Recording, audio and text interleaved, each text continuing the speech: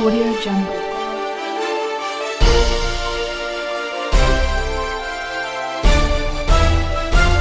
Audio Jungle. భారతదేశ రాజకీయాల్లో ఈ మధ్య ఒక ఫార్ములా నడుస్తుంది.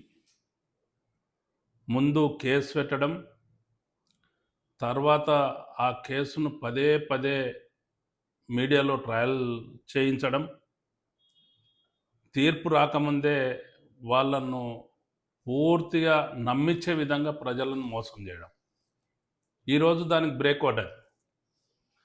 నేను అడుగుతున్న ఏంటంటే, నిజాన్ని కేసులతో కట్టేయలేరు. నిజం అనే దాన్ని కేసులతోని ఎక్కడ కూడా కట్టేయలేరు. కాబట్టి న్యాయ వ్యవస్థను ఎవ్వరు కూడా భయపెట్టలేరు అనేది తేలిపోయింది. ప్రజలను ఎప్పటికీ కూడా మోసం చేయలేరు అని తెలిసింది. నిన్నటి వరకు నిందలేసిన వారు ఇవాళ ఏం ముఖం పెట్టుకొని తిరుగుతారు అనేది కూడా నేను స్పష్టంగా అడుగుతా ఉన్నా.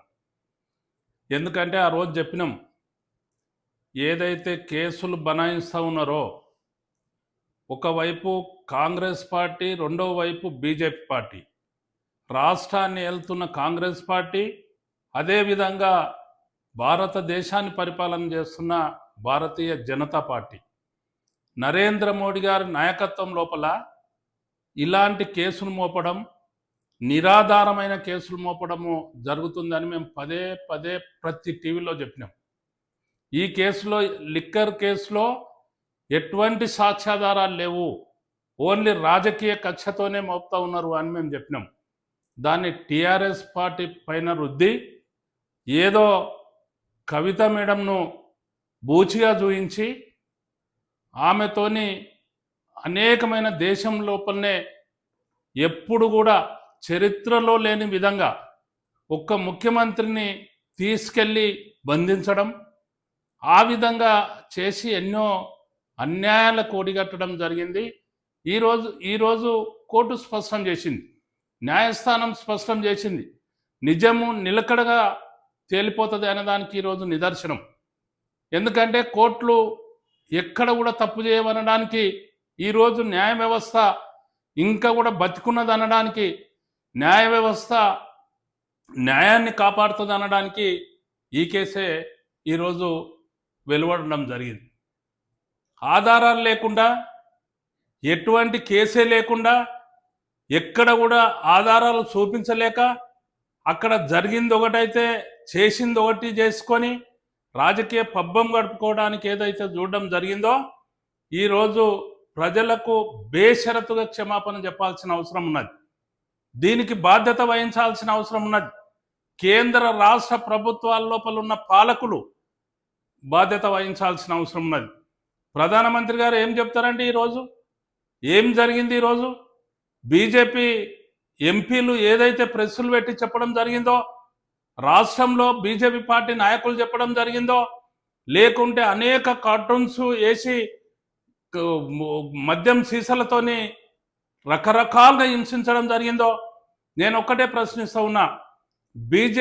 బీజేపీ పార్టీ, అదేవిధంగా ఇక్కడ సహకరించిన కాంగ్రెస్ పార్టీ, రెండు పార్టీలకు కూడా నైతిక విలువలు ఉంటే ఈరోజు దీనికి బాధ్యత వహించాల్సిన అవసరం ఉన్నది.